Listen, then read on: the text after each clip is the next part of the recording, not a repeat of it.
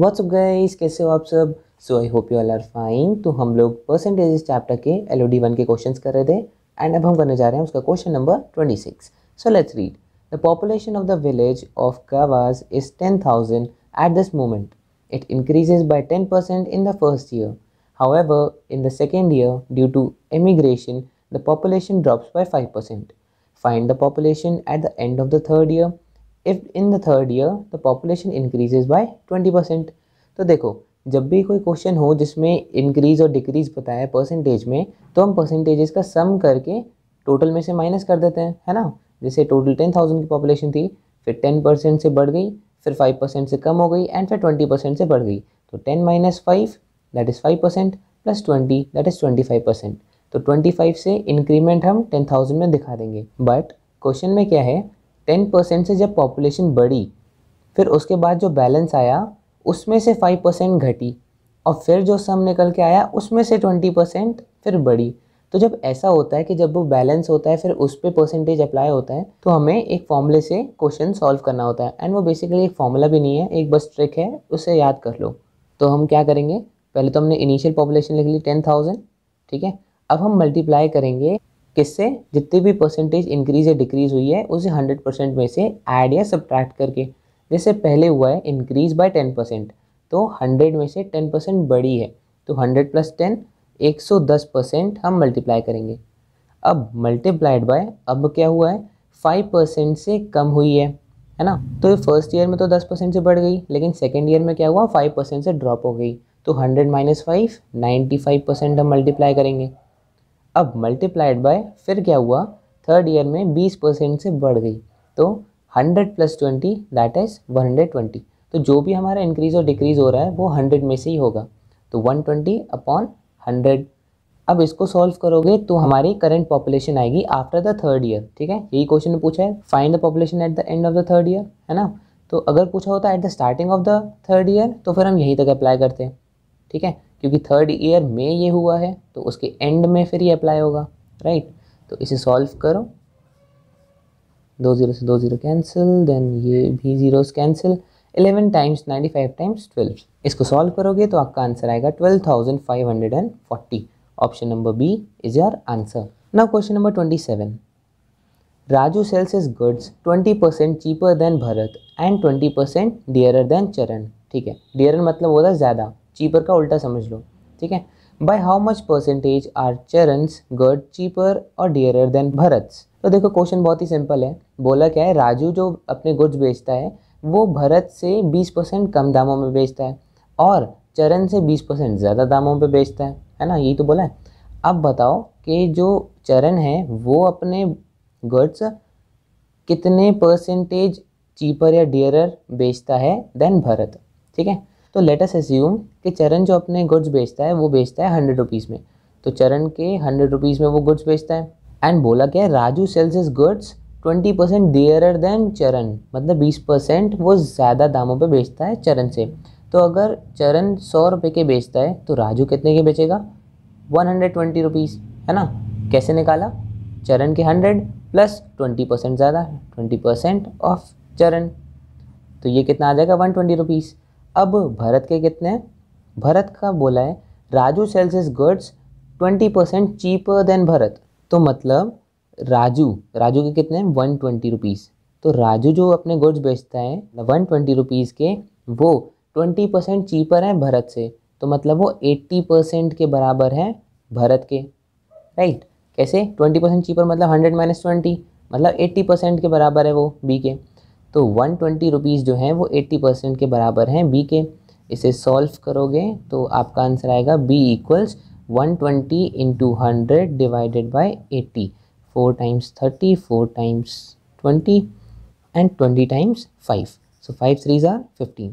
तो बी की आ गई ₹150। तो सी जब हमने एज्यूम किया कि वो 100 रुपीज़ में गुड्स बेचता है, तो राजू की गुड्स की वैल्यू आ गई 120 एंड भरत की गुड्स की वैल्यू आ गई 150 रुपीज़। अब बोला है by how much percentage are Charan's goods cheaper और डियरर देन भरत, चरण के कितने चीपर और डियरर हैं भरत से। तो मतलब चरण के कितने 100 माइनस भरत के कितने 150, यही तो होगा, हमें चरण से डिफरेंस करना है। अब ये तो हो गया डिफरेंस। अब हमें निकालना है परसेंटेज डिफरेंस, तो डिवाइडेड बाय दैन भरत, जिससे हम कंपेयर कर रहे हैं। तो भरत वाला लिखो 150 इंटू 100, राइट। तो 100 minus 150 is -50 divided by 150 into 100, 5 times 3 and ये आ जाएगा -33.33%। अब ये माइनस साइन क्या डिपेक्ट कर रहा है कि वो गुड्स चीपर हैं, ठीक है। तो चरण के गुड्स 33.33% चीपर हैं देन भरत। तो आपका आंसर हो गया ऑप्शन नंबर ए, ठीक है। Now question number 28. Out of the total production of aluminium from bauxite and ore of aluminium, 30% of the ore gets wasted, and out of the remaining one, only 30% is pure aluminium. If the pure aluminium obtained in a year from a mine of bauxite was 42,000 per kg, then the quality of bauxite mined from the mine in the year is?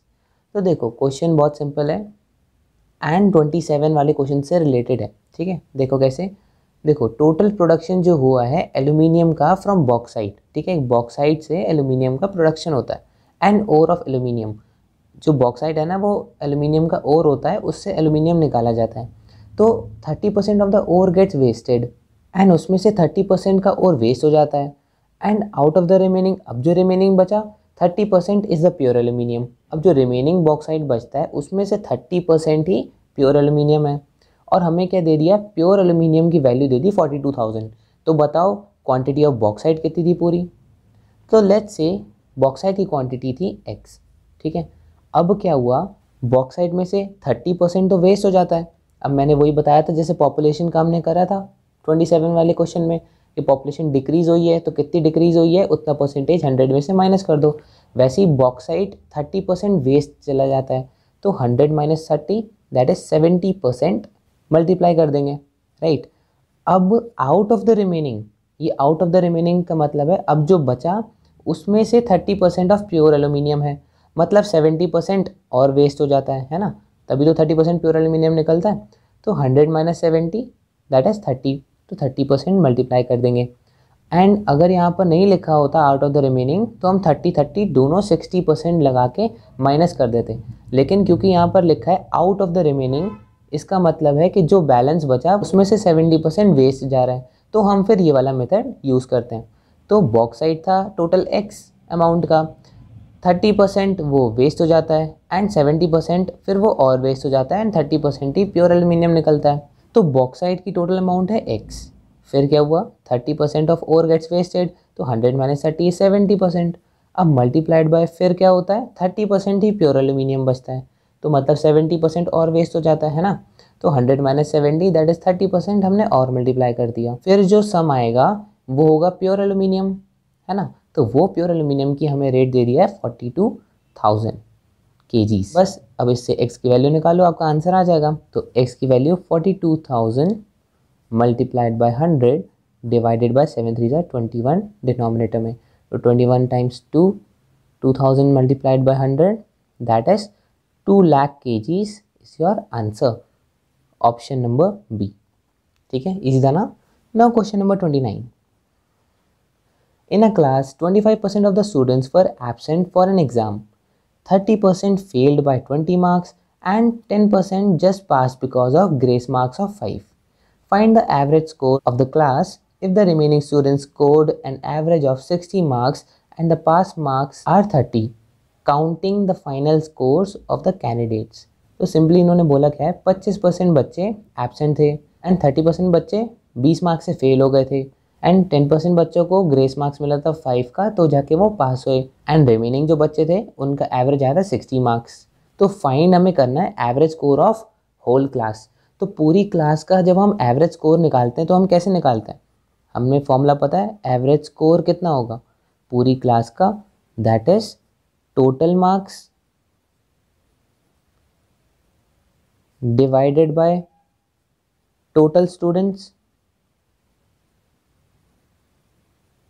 ऐसे ही average निकालते हैं। तो बस यही हमें करना है। तो हम क्या करेंगे, हम एज्यूम करते हैं let the total students be 100, ठीक है। तो हमने 100 मान लिया एज टोटल स्टूडेंट्स। 100 क्यों माना, फिर परसेंटेज निकालने में हमें आसानी होगी। तो अब इस 100 में से 25% स्टूडेंट्स एब्सेंट थे, तो मतलब 25 बच्चों के 0 मार्क्स आए होंगे। तो 25% 100 का कितना हुआ, दैट इज़ 25। तो 25 बच्चे 0 मार्क्स लेके आए हैं, तो इनके टोटल मार्क्स कितने हुए, 0, right. And 30% failed by 20 marks. अब 30% बच्चे जो हैं वो 20 मार्क्स से फेल हो गए और पासिंग मार्क्स थे 33, तो मतलब उनके कितने मार्क्स आए होंगे, 33 माइनस 20 दैट इज़ 13 मार्क्स। तो 30% बच्चे 100 के कितने हो गए, 38% ऑफ 100 दैट इज़ 30। तो 30 बच्चे 13 मार्क्स लेके आए थे, तो टोटल मार्क्स कितने हो गए, 13 टाइम्स 30 दैट इज़ 390, है ना। अब बोला है 10% just pass because of grace marks of 5।